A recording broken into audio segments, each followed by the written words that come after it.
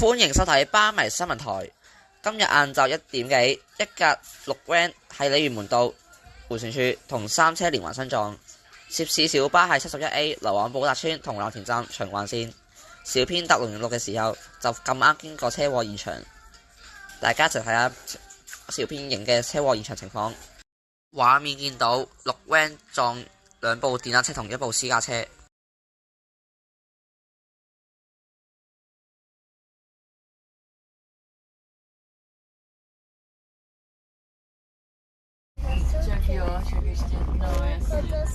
車禍之中冇人受傷。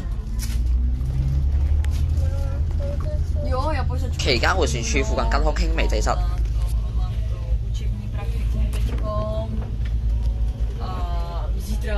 巴迷新聞台記者九巴仔報道。